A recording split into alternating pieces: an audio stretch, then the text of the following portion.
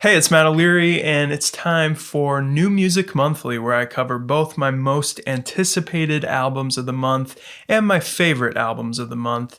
This one is going to bleed a little bit from January 2024 into February. I have a whole bunch of albums, more albums in my queue, so there'll definitely be another one of these wrap-up videos in a couple weeks. If you're new to the channel, you can expect these videos and really all my content to focus on a core of indie rock and pop, or alternative rock and pop, and progressive rock. Those are really the center, but I cover, of course, a range of styles and eclectic genres on the channel, including electronic and folk and metal and all sorts of stuff. So if you haven't yet, please subscribe to the channel, like this video, and comment down below with some of your favorite albums from the past month. And one of the artists that I'm most excited about right now, like really anticipating every move from this act, put out one of my favorite albums of last year. It was number 11 on my list, and now, right away in 2024, they've got a new little EP. This one's called Are You There, God? It's Me by At. I can't feel you anymore. I can't feel you as long as you have. Mind Palace Music, the album from last year, just totally swept me off my feet. It was an amazing debut. I wore that thing out on Spotify, with its 60s and 70s folky, baroque sensibilities wrapped in an aughts-era indie quirk. And right away, they're back at it with what they're calling a sonic side quest. This is a step away from the more folky textures into a more electronic style, and it rips just as hard as the first album, but in a very unsettling, quantized, digital sort of way. Odor in the Court is not only my favorite song title ever, maybe, but it follows every little tangent, every little sonic squirrel up a tree to its nest, with eerie vocal harmonies and vocoder and video game sound effects and all these odd little keyboard parts. There's a very classical sound to their compositions, even if there's nothing classical about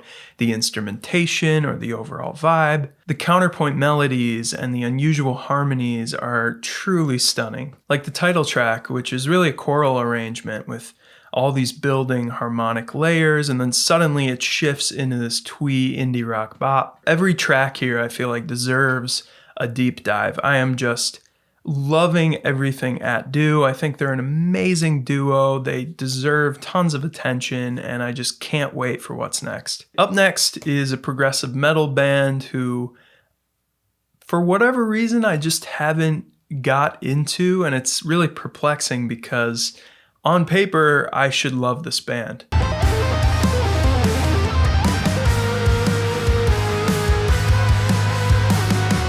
Charcoal Grace by Caligulas Horse is probably getting the most buzz of any prog album in 2024, and for very good reason. This has all the dramatic contrast, the soft loud, the stop-starts of a band like Tesseract, and that insistence on melodic, clean vocals. Honestly, that Tesseract album from last year is probably a better overall production, but I think I'm liking the writing and the themes on this album even better. Nothing from this album just like picked me up and slammed me against my locker or anything. You know, it's not really disrupting the prog metal market, but it just does everything I want this kind of album to do, like the melodic themes in that 4-track suite. The way the guitar and the piano echo each other and play in unison is just so beautiful, and really is the sonic calling card for this album. Not crazy about the Viking-esque vocal intro on mute. You know, it sounds a little bit like something from the Hobbit movie, but that's like a tiny little drop in the bucket, a little very subjective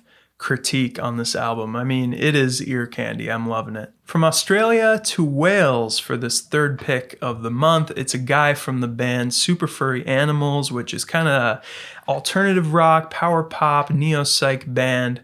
It's Gruff Rhys with Sadness Sets Me Free.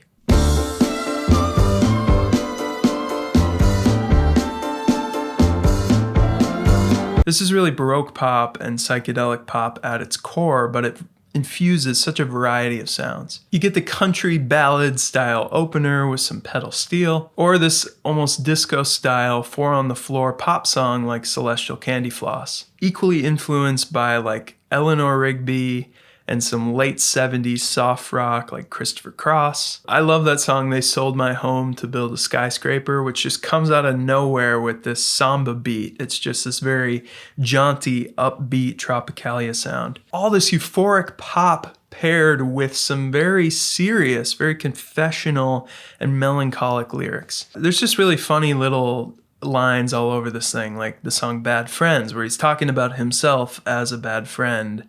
Says something like, bad friends are still friends, better than enemies, at least I'll be there at the end. Cover Up the Cover Up is also funny in just how blunt it is about its political revolution message mixed with this very soft kind of Yola Tango-esque sound. And the whole concept of the song Tender My Resignation as this metaphor for breaking up with someone, just instantly funny to me. It's really great stuff. It's got interesting, catchy music, but with a real depth, a real wit and humor. I'm just going to keep on listening to this thing. We stay in the psychedelic lane for this next one. We've got a Portuguese band with a self-titled EP. They're called Peninsula.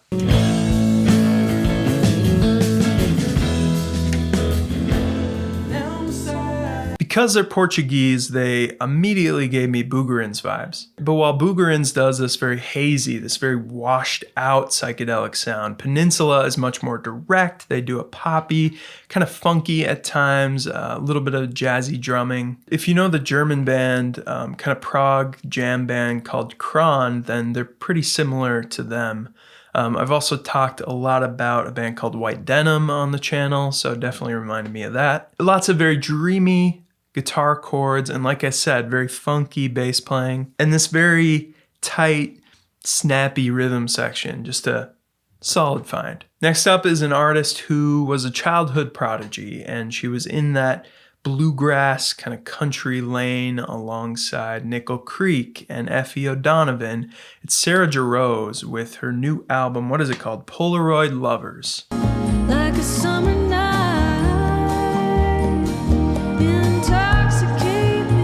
She's a country-tinged singer-songwriter and guitar player, kind of that folky pop sound, but also a little bit of mandolin, a little bit of banjo, all the twangy stuff. This is a whole genre and sound that I largely inherited from my wife, Nina, who grew up just steeped in it. It was filling and warming her childhood home. But I do genuinely love Jarosz's sound, and wow, she's just an incredible old school kind of talent, where you turn the red light on and just let her go. Vocally schooled, just a truly polished musician. And her last couple albums, Blue Heron Suite and more so World on the Ground, had just a ton of gems sprinkled throughout the track list. I gotta be honest though, I don't really love this very pristine, I think overproduced direction on Polaroid Lovers. It sounds like in the process of this record, she moved to Nashville, she did some studio co-writing,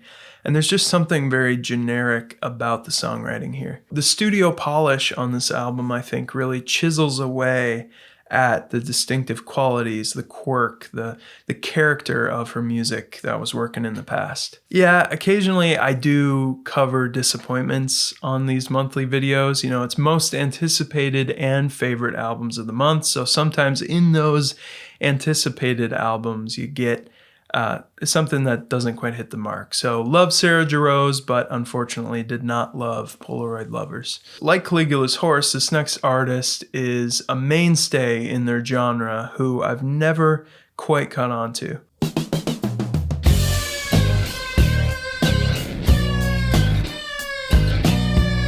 Well, it's about time I truly dig into a Ty Segall record after trying with Emotional Mugger and Manipulator and Freedom's Goblin. I'm going to try again with the 15th Thai album. This is 3 Bells. The opener, The Bell, is a statement of very progressive intent with its angular, lengthy riffs, vocal rounds, and the slow descent from a pleasant psych folk sound into something very grimy, very loud by the end. In general, I really like this combo of this bright acoustic guitar as the rhythm of each song and then these ragged electric lines over the top. But the songwriting can feel a little bit lightweight at times, and at an hour plus, I feel like the electric lines in particular just start to get a little bit grating on the ears. I don't know, I think this is one I'm gonna have to sit with for a little bit because there are elements I really like, but I'm not completely sold yet on Ty Segall. I think there are a lot better psych rock albums out there if you're looking in this style, although not really too many recently, so I appreciate that Ty is carrying the torch forward. We continue the guitar supremacy of this episode with the 4th solo album by J Mascis called What Do We Do Now? Come on, it's all I got.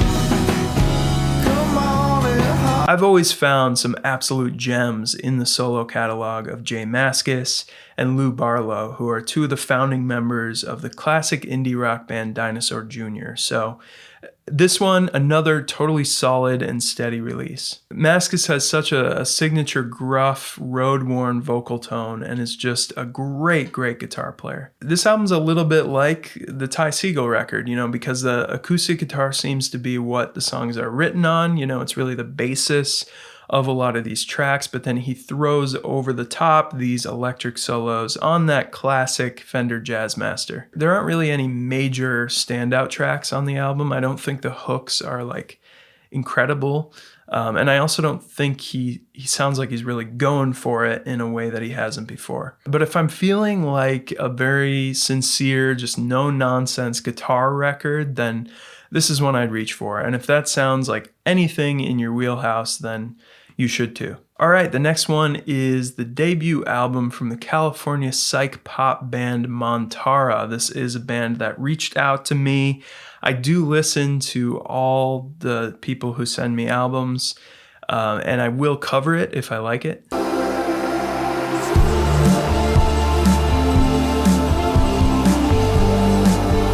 Production-wise on this album by Montara, it's really tough to get away from Tame Impala. I could reference some more obscure bands in this sound, like Young Dreams from Norway, but if you're listening to this, you're going to hear right away the sounds of Kevin Parker, especially those just densely compressed drum tones. Reverb and slap delay and chorus sounds galore, and that clapping snare sound like on Feel Forgive Me. That little interlude track Flora, or grooves and riffs from the songs Viridian or New Light.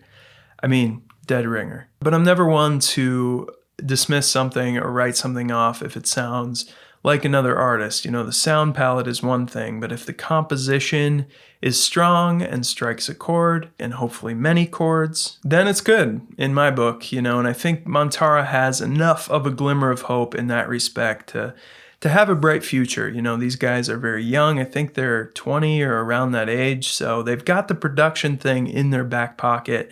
If they can just refine and work on their songwriting even more, could be great. Their use of ambient textures and pads and even choral textures really sets them apart from the more poppy sound too. It's a little bit more washed out and ethereal. They almost channel in moments like that 90s shoegaze sound, like a band like Lush. So if they follow that, I think that has some real promise for them. There are so many albums from the past month and a half that I want to cover, like Glass Beach and like Steve Hackett and so many more. So I'll get to them, but we're gonna call it for today. If you've watched this far, thank you so much. Remember to like the video and comment below with your thoughts on these albums.